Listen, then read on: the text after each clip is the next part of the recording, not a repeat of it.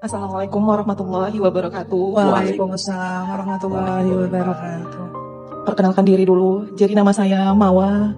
Saya seorang istri.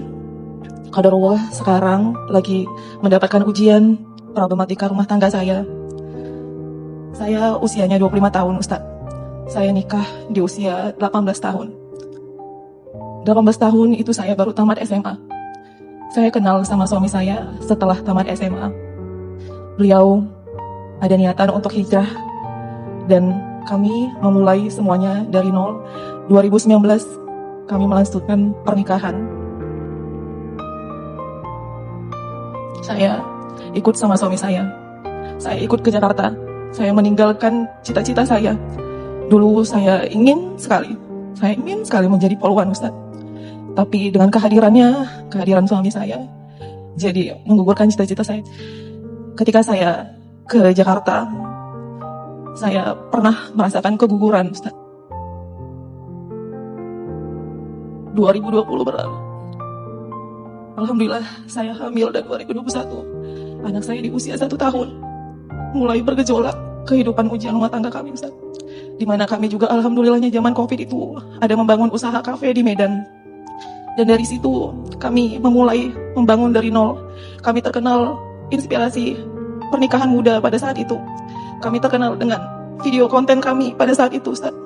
2022 kami sudah melewati tahun demi tahun dan mulai bergejolak, ujian datang, dan saya akui alhamdulillah dia sosok yang baik, imam yang soleh. Alhamdulillah tahun demi tahun kami jalanin dengan penuh kasih sayang, penuh keharmonisan di dalam rumah tangga bersama anak kami. Walaupun di situ statusnya kami memang tidak ada update sama sekali di sosial media. Saya berpikir, kenapa saya tidak diakui di sosial media ini dia? Di 2023, suami saya izin perihal poligami, Ustaz.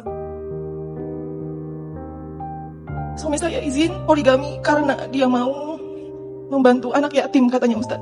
Pada saat itu dia bilang, kalau abang mau nikah sendiri abang bisa, tapi abang masih mempertahankan hubungan kita.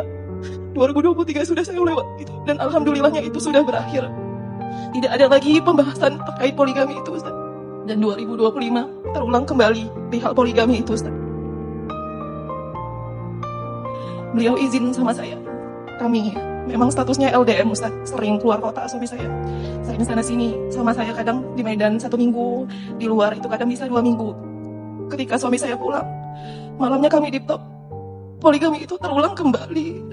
Kata-kata itu terulang kembali, terucap kembali, keluar dari mulutnya seorang public figure yang mengajak saya. Ketika suami saya izin perihal itu, jujur saya trauma, Ustaz. Karena 2023 sudah pernah terlewati hal itu dan saya kira itu selesai. Kuasa Allah yang memberikan petunjuk sama saya tentang perbuatannya mereka. Kata saya, wallahi aku gak terima dunia akhirat. Wallahi aku gak terima dunia akhirat. Hal itu terjadi di dalam kehidupan rumah tangga saya. Saya berusaha ikhlas. Saya berusaha tetap memaafkan beliau. Dan beliau masih mengejar saya seolah-olah tidak ada apa-apa. Dia masih mengejar saya dengan kata sayang. Tidak ada terbesit di pikirannya untuk kemarin memang ada minta maaf suami saya.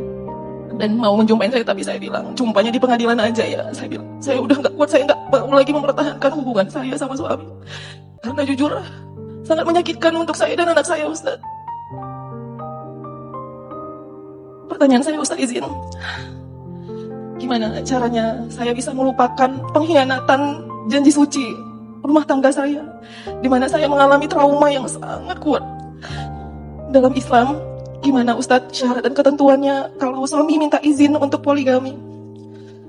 Sekian izin, Ustadz. Terima kasih banyak, Ustadz. Assalamualaikum warahmatullahi wabarakatuh. Waalaikumsalam. Bunda, pertama, bicara tentang rumah tangga.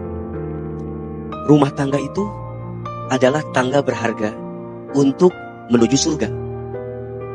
Maka setiap kebaikan yang dihadirkan di rumah tangga itu jadi keburukan. Dan mohon maaf, setiap keburukan di rumah tangga jadi dosa. Kebaikannya jadi pahala, keburukannya jadi dosa. Saat kita menyakiti hati pasangan, sesungguhnya kita sedang melakukan dosa. Nabi SAW menyampaikan, khairukum li ahlihi wa ana khairukum li ahli. Baik-baik seorang suami yang paling baik kepada keluarganya. Maka rumah tangga gak bisa lepas dari ujian. Saya selalu menyampaikan, mempertahankan rumah tangga itu kemuliaan. Dengan catatan, masih ada kebaikan yang bisa bertumbuh setelah ujian datang menghadap. Ingat, perceraian itu harus dijadikan pilihan terakhir. Setelah semuanya sulit untuk menemukan lagi kebaikan, setelah semuanya sulit diperbaiki, setelah semuanya tidak ada lagi kebaikan yang bisa bertumbuh, maka silahkan. Masing-masing gak mau memperbaiki diri, masing-masing gak mau berubah, masing-masing sudah tidak melihat lagi kebaikan, maka pilihan berpisah diperbolehkan. Tapi kalau masih bisa dipertahankan, dan masih bisa ada alasan yang bisa dikuatkan, maka ada kemuliaan saat kita mempertahankan rumah tangga. Maka dari sinilah kita akan belajar lagi. Apa yang membuat rumah tangga itu jadi rapuh, sehingga menemukan persoalan.